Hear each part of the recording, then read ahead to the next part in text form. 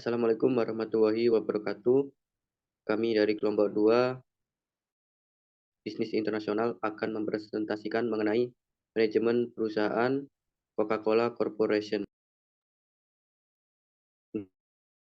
Untuk yang pertama, perkenalkan saya sebagai moderator, Dedi Firmansyah.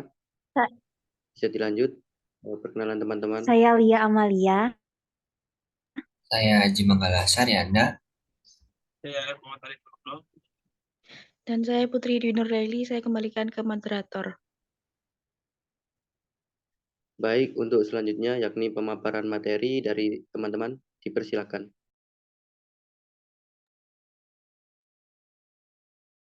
Oke, untuk bab 1 di sini akan membahas mengenai sejarah, visi misi, tujuan dan juga nilai perusahaan Coca-Cola.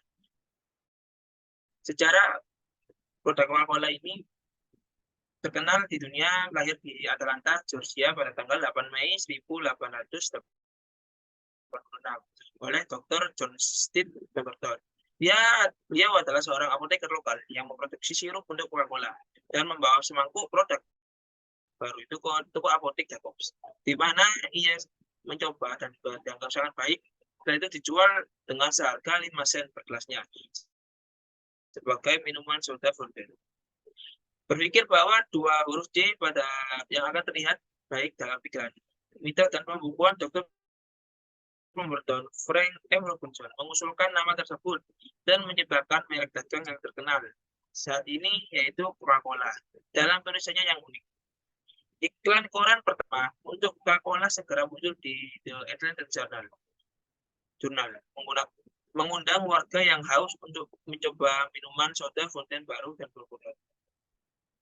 Tanda-tanda kain minyak berpola Coca-Cola yang diwarnai tangan muncul di atas logo dengan saran minum tambahkan untuk para pejalan kaki bahwa minuman baru tersebut untuk dinikmati di soda fountain.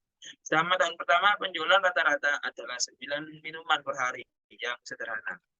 Dr. Pemberton tidak pernah menyadari potensi dari produk minuman ini. Ia secara bertahap menjual sebagian bisnisnya kepada berbagai mitra yang tepat. Sebelum kematiannya pada tahun 1888, beliau menjual sisa kepentingannya dalam Coca-Cola kepada G. Candler, yaitu seorang warga Atlanta yang memiliki akumen bisnis yang hebat. Mr. Candler melanjutkan dengan membeli hak tambahan dan memperoleh denda itu. Baik, untuk selanjutnya yakni visi dari Coca-Cola. Visi Coca-Cola yakni menciptakan merek dan pilihan minuman yang dicintai oleh orang-orang untuk menyegarkan secara fisik dan spiritual. Adapun misi yaitu untuk menyegarkan dunia, untuk menginspirasi momen penuh optimisme dan kebahagiaan, untuk menciptakan nilai dan membuat perbedaan. Adapun tujuan dari Coca-Cola yaitu segarkan dunia, buat perbedaan.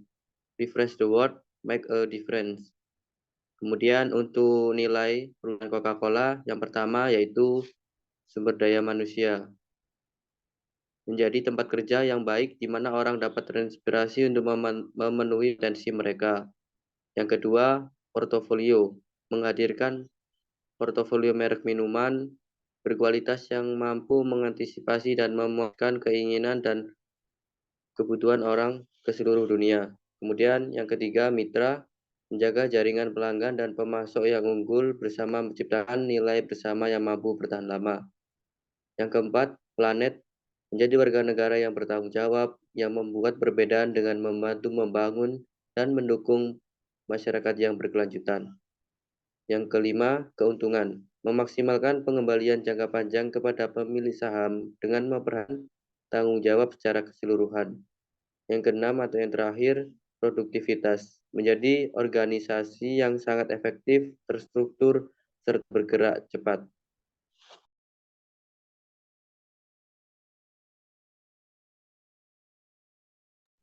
Oke, masuk pada bab 2. Jadi kami dari kelompok kami ini akan mengulas terkait desain struktur organisasi pada perusahaan Coca-Cola Corporation. Nah, jadi perusahaan Coca-Cola Corporation ini menerapkan pengelompokan berdasarkan wilayahnya. Jadi di sini ada wilayah secara global, Amerika, Asia, Eropa, MENA, dan juga Afrika. Di mana di setiap kelompokan ini, dari setiap wilayah terdiri dari ada presiden, kemudian chief marketing, chief finance, dan juga chief security. Sehingga mempermudah dari koordinasi Coca-Cola Corporation itu. Next.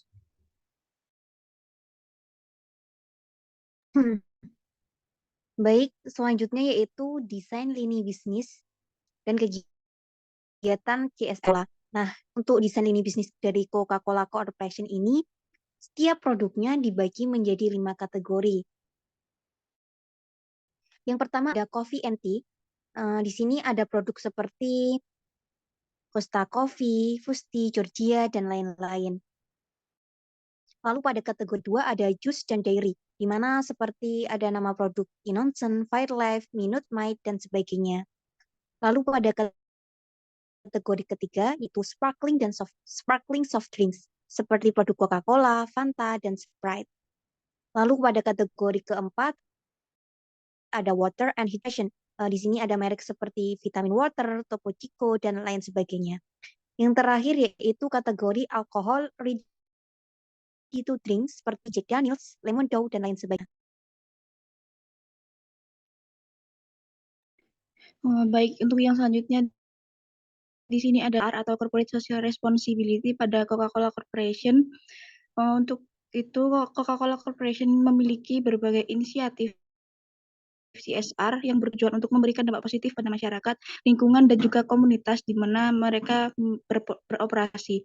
Kemudian untuk beberapa CSR di sini ada 7. Yang pertama yaitu air bersih dan juga sanitasi. Coca-Cola Corporation memiliki program global yang disebut Air Bersih 2020 dengan tujuan memberikan akses terhadap air bersih dan juga sanitasi bagi jutaan orang di seluruh dunia. Yang kedua ada konservasi air. Coca-Cola Corporation berkomitmen untuk mengurangi penggunaan air dalam operasi mereka. Mereka melaksanakan berbagai strategi konservasi air termasuk teknologi pengelolaan air yang efisien, pemulihan air limbah, dan juga program pengelolaan air yang berkelanjutan.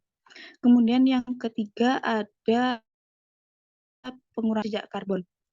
Perusahaan ini berkomitmen untuk mengurangi emisi gas rumah kaca dalam rangkai pasokan mereka. Coca-Cola Corporation fokus pada efisiensi energi, penggunaan energi terbarukan, transportasi yang ramah lingkungan, dan pengolahan limbah yang lebih baik.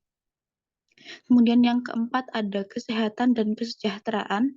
Coca-Cola Corporation meluncurkan berbagai program untuk meningkatkan kesehatan dan kesejahteraan masyarakat. Di sini termasuk juga ada kampanye untuk mendorong pola hidup sehat, pendidikan gizi, dan juga dukungan untuk program kebugaran serta kemitraan dengan organisasi kesehatan global. Selanjutnya, yang 5 yaitu pemberdayaan ekonomi. Perusahaan ini terlibat dalam program yang bertujuan untuk memberdayakan komunitas dan mengurangi kesenjangan ekonomi.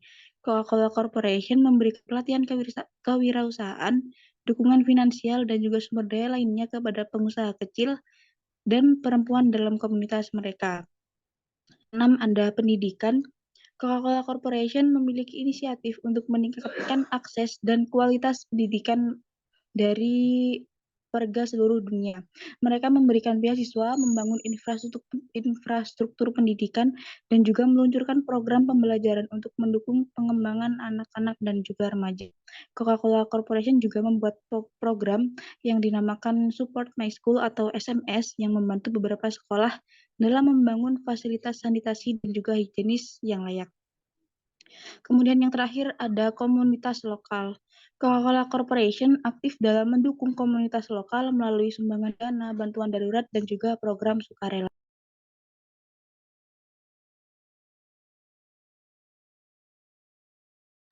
Baik, masuk pada evaluasi pemasaran produk unggulan. Nah, yang pertama akan kami ulas dari diagram di sebelah kiri ada diagram konsumen Coca-Cola menurut usia. Nah, dari hasil kuesioner yang disebarkan ke 30 responden, berdasarkan usia diketahui bahwa konsumen Coca-Cola mayoritas berusia 20 tahun dengan persentase 57%. Sedangkan untuk 19 tahunnya dari 23%, kemudian yang terakhir dari 21 tahunnya dari sebesar 20%. Nah, Kemudian pada diagram yang kedua ada diagram konsumen Coca-Cola menurut domisili.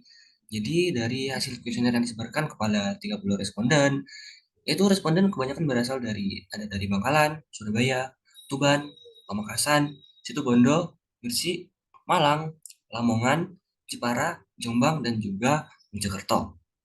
Kemudian berdasarkan domisili tersebut, diketahui bahwa konsumen Coca-Cola mayoritas berdomisili di Jombang dengan persentase sebesar 44%.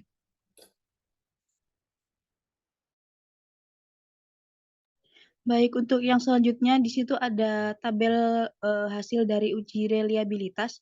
Diketahui hubungan antara item dalam variabel diketahui melalui Cronberg alpha dengan koefisien korelasi yang berada di atas koefisien reliabilitas yang telah ditentukan yaitu 1,6.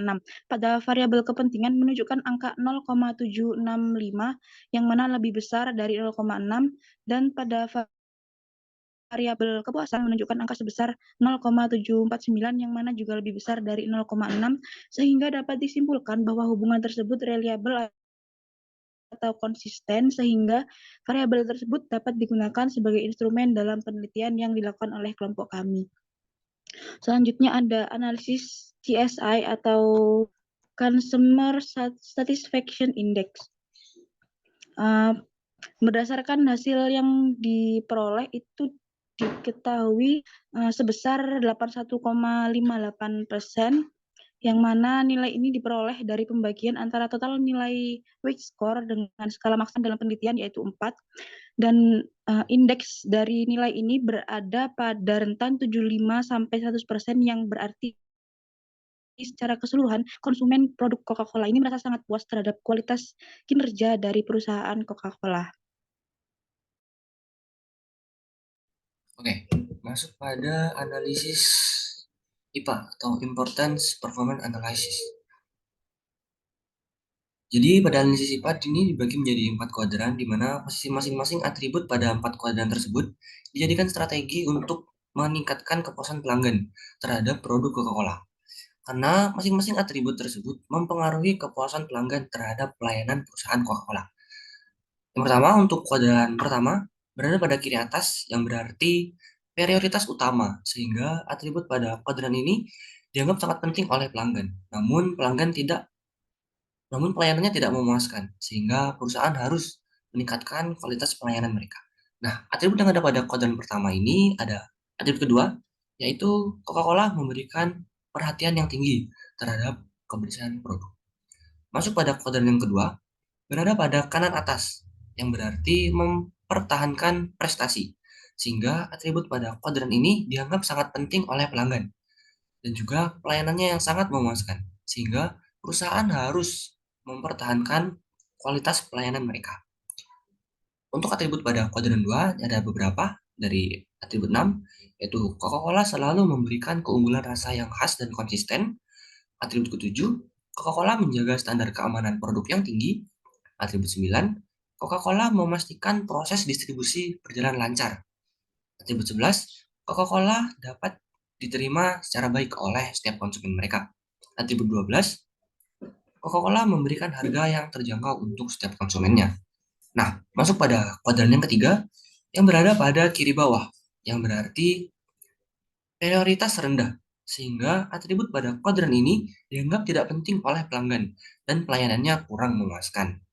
Atribut pada kuadran 3 ada atribut yang pertama, Coca-Cola menghadirkan desain produk yang menarik. Atribut ketiga, Coca-Cola menggunakan kombinasi warna yang ikonik seperti merah dan putih. Atribut 8, Coca-Cola memberikan jaringan distribusi yang luas, sehingga konsumen mudah untuk memperoleh produk Coca-Cola. Atribut 10, Coca-Cola memiliki reputasi perusahaan yang kuat dan dihormati di industri minuman.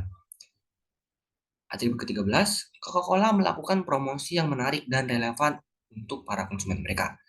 Kemudian masuk pada kuadran yang keempat, kuadran yang terakhir, berada pada kanan bawah, yang berarti berlebihan. Sehingga atribut pada kuadran ini dianggap tidak penting oleh pelanggan, tetapi pelayanannya dianggap memuaskan. Atribut yang ada pada kuadran keempat ini ada atribut 4. Coca-Cola menyediakan kemasan yang dapat diisi ulang, seperti botol kaca ataupun wadah plastik, yang ramah terhadap lingkungan.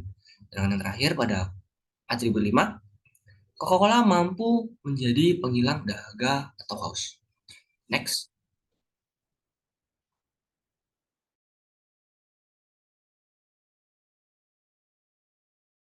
Baik, selanjutnya yaitu evaluasi keuangan, di mana di sini ada 3 rasio yang digunakan, yaitu rasio likuiditas, rasio solvabilitas, dan rasio profitabilitas.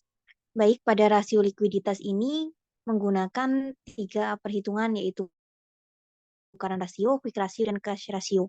Pada current ratio, berdasarkan perhitungannya pada tahun 2021 ke tahun 2022, naik sebesar 8,67%, yang mana disebabkan karena total aktivanya naik. Kenaikan total aktiva ini disebabkan hal, yaitu peningkatan kas dan setara kas sebesar 55 juta US dollar, kenaikan piutang usaha sebesar 559,8 juta US dollar yang didorong karena peningkatan penjualan laba bersih, dan kenaikan persediaan sebesar 32,4 juta US dollar yang didorong tingkat persediaan lebih tinggi dan kenaikan biaya input akibat inflasi. Lalu pada quick ratio, pada tahun 2021 ke tahun 2022 terjadi penurunan sebesar 6,55%. Hal ini dikarenakan aktiva yang meningkat dan kenaikan persediaan sebesar 32,4 juta US dollar didorong persediaan lebih tinggi dan kenaikan biaya input akibat inflasi. Lalu pada cash ratio, pada tahun 2021 ke tahun 2022 terjadi kenaikan 4,79% dikarenakan kas yang meningkat. Hal ini menjadikan keuangan perusahaan mengalami kenaikan untuk memutarkan kas yang tersedia maupun untuk memenuhi kebutuhan jangka pendeknya. Lalu pada analisis yang kedua yaitu rasio solvabilitas. Yang pertama ada hutang terhadap aktiva atau debt to asset. Nah, pada tahun 2021 ke tahun 2022 ini mengalami penurunan sebesar 9,41%. Hal ini menunjukkan terjadinya penurunan sebesar 0,9041 US dollar dari setiap satu total aktiva US dollar merupakan pendanaan bagi hutang. Nah, dari penurunan ini menunjukkan perusahaan ini sudah mampu mendanai perusahaan dengan modal sendiri, sehingga perusahaan tidak perlu menjual aktiva tetap yang dimiliki untuk membayar hutang.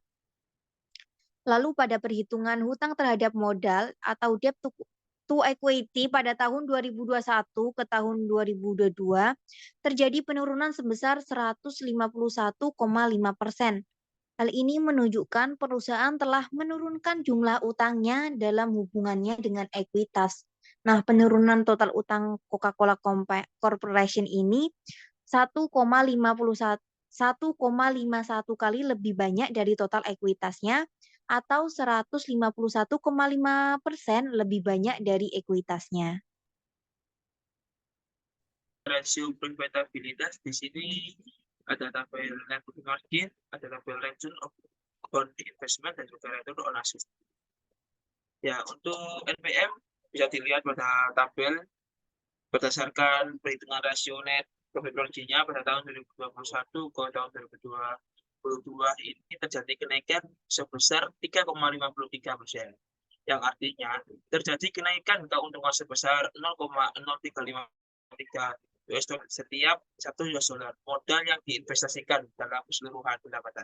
Hal tersebut disebabkan terjadinya kenaikan laba bersih sebesar 240,578 US dollar yang juga diimbangi kenaikan penjualan sebesar 11,5%. Kita lanjut ke tabel ROI berdasarkan perhitungan tabel return on investment pada tahun 2021 ke tahun 2022 terjadi kenaikan sebesar 11,9%. Artinya investasi yang dilakukan itu menghasilkan pertumbuhan investasi yang lebih tinggi dibandingkan biaya yang dikeluarkan. Semakin tinggi ROI-nya, maka semakin tinggi juga keuntungan relatif dari investasi. Lanjut ke tabel ROA berdasarkan perhitungan return on asset pada tahun 2021 ke tahun 2022 terjadi kenaikan sebesar 2%, yang artinya terjadi keuntungan sebesar 0,0 US dollar setiap $1 modal yang diinvestasikan dalam keseluruhan aktiva.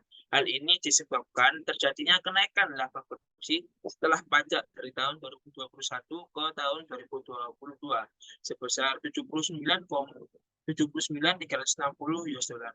Selain itu, pajak yang pada tahun 2022 sebesar 25,2% dan 2021 sebesar 25,7%, turun sebesar 0,5%.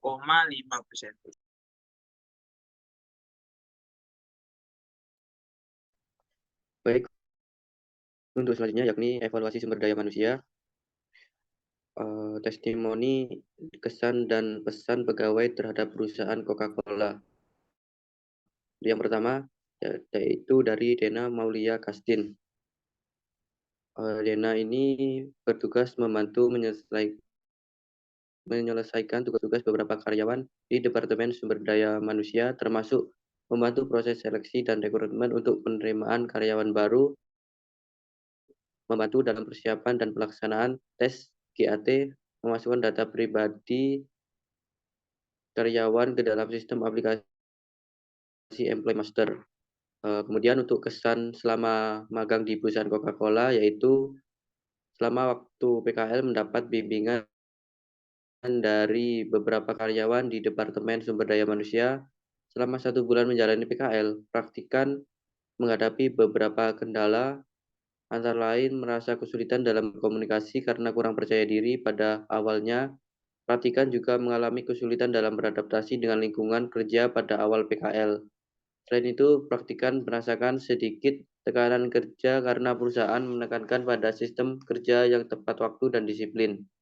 Meskipun mengalami kendala-kendala tersebut, praktikan berhasil melanjutkan kegiatan PKL. Selama PKL, praktikan mendapat banyak pengetahuan, wawasan, dan pengalaman dari setiap kegiatan yang dilakukan. Adapun pesan, yaitu setiap permulaan yang baru sering kali menimbulkan tantangan dan rasa tidak nyaman. Tetapi jangan biarkan hal tersebut menjadi penghalang. Jadikanlah setiap hambatan menjadi sebuah peluang untuk berkembang dan meningkatkan diri. Ambillah langkah-langkah kecil untuk meningkatkan efisiensi dan kedisiplinan. Dan jangan ragu untuk meminta bantuan ketika merasa terbebani. Percaya pada diri sendiri. Terpilih magang di perusahaan Coca-Cola karena potensi dan kualitas yang dimiliki, memiliki keyakinan pada kemampuan dan mengambil inisiatif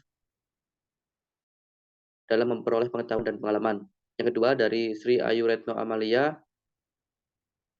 praktikan magang di perusahaan Coca-Cola ditempatkan di bagian akun receivable yang berada di bawah bagian keuangan perusahaan.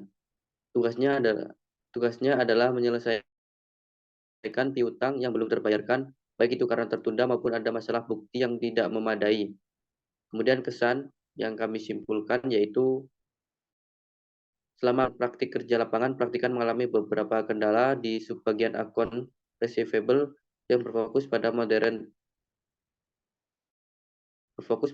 trade. Salah satunya adalah kesulitan memahami data utama yang dimiliki oleh sisi AI yang digunakan untuk menganalisis peningkatan jumlah piutang di berbagai outlet. Praktikan juga mengalami kesulitan dalam mengidentifikasi piutang yang terkait dengan perbedaan jumlah atau masalah dengan harga, karena pada saat perkuliahan praktikan hanya mempelajari dasar-dasar proses transaksi perusahaan tanpa mempelajari detail sistem tersebut.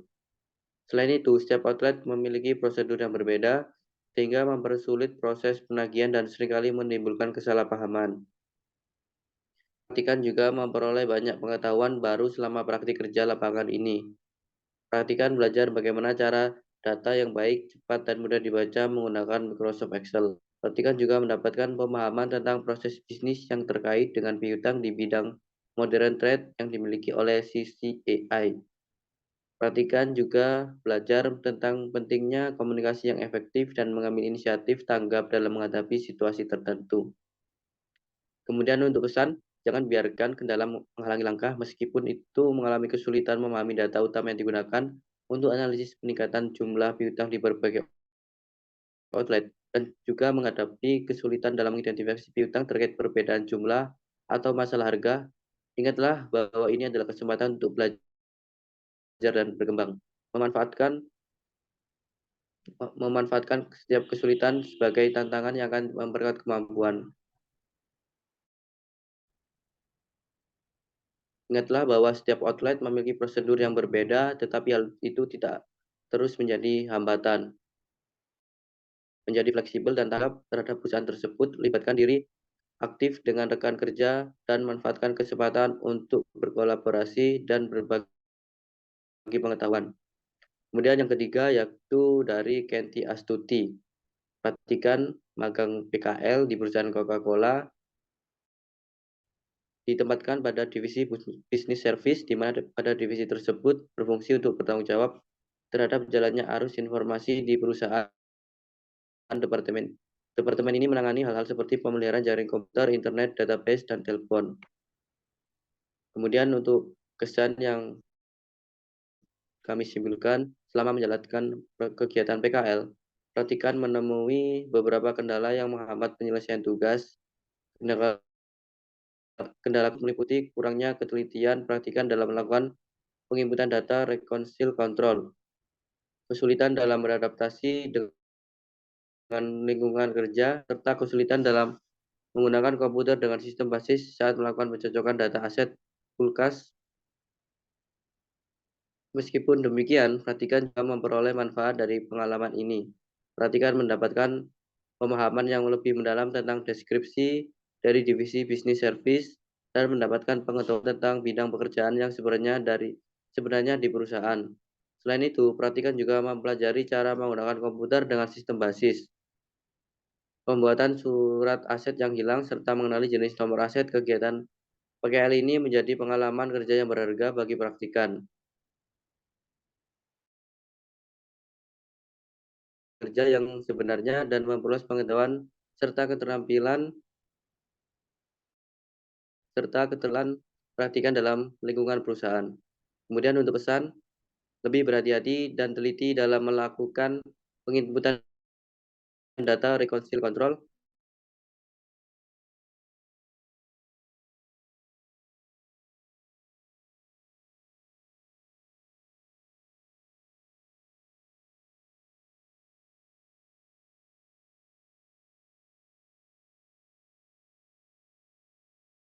Sesama rekan kerja yang memiliki pemahaman yang lebih baik tentang sistem tersebut.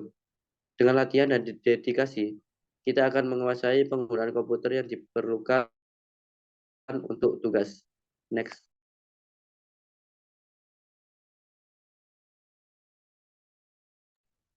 Oke, kemudian masuk pada kesimpulan. Berdasarkan analisis yang dilakukan terhadap perusahaan multinasional Coca-Cola Corporation, diperoleh beberapa kesimpulan diantaranya yaitu yang pertama, Coca-Cola Corporation memiliki visi, misi, serta tujuan yang jelas dalam menjalankan bisnisnya. Perusahaan ini juga memperhatikan nilai-nilai dari berbagai aspek dalam penerapan bisnis multinasional yang mereka kembangkan. Kemudian yang kedua, dari website resmi yang dimiliki oleh Coca-Cola Corporation, diketahui bahwa perusahaan ini memiliki susunan organisasi yang sudah terstruktur, sehingga Coca-Cola Corporation memiliki berbagai inisiatif Corporate Social Responsibility atau CSR yang bertujuan untuk memberikan dampak positif pada masyarakat, lingkungan, dan juga komunitas di mana mereka beroperasi. Beberapa program CSR yang dilakukan oleh Coca-Cola Corporation yaitu air bersih dan sanitasi, konservasi air, pengurangan jejak karbon, kesehatan dan juga kesejahteraan, pemberdayaan ekonomi, pendidikan, serta adanya komunitas lokal. Masuk pada poin yang keempat, pada bagian evaluasi pemasaran, dilakukan perhitungan Customer Satisfaction Index atau CSI dan analisis Importance Performance Analysis atau IPA. Berdasarkan dari hasil perhitungan yang telah dilakukan, diperoleh nilai CSR sebesar 81,58%. Indeks kepuasan tersebut berada pada rentan 75% sampai 100%, yang berarti secara keseluruhan konsumen di produk Coca-Cola Corporation ini merasa sangat puas terhadap kualitas kinerja perusahaan Coca-Cola Corporation. Selanjutnya yaitu pada analisis IP yang dilakukan itu terdiri dari 4 kuadran dengan variabel yang berbeda pada setiap kuadrannya, yang mana setiap kuadran itu menunjukkan prioritas, prioritas dan kelebihan dalam perhatian Coca-Cola terhadap berbagai variabelnya. Kemudian evaluasi keuangan perusahaan melibatkan beberapa analisis yang terdiri dari analisis rasio likuiditas, rasio profitabilitas, dan juga rasio solvabilitas. Dengan beberapa rasio pada rasio tersebut mengalami kenaikan dan juga penurunan dari 2011 ke tahun 2022. Kemudian yang terakhir yaitu evaluasi mengenai sumber daya manusia. Pada bagian evaluasi sumber daya manusia terhadap Coca-Cola Corporation terhadap beberapa testimoni dari pegawai atau orang yang pernah magang pada perusahaan ini. Beberapa orang tersebut menyampaikan kesannya selama bekerja di perusahaan ini serta memberikan pesan kepada perusahaan untuk kebaikan perusahaan ke depannya.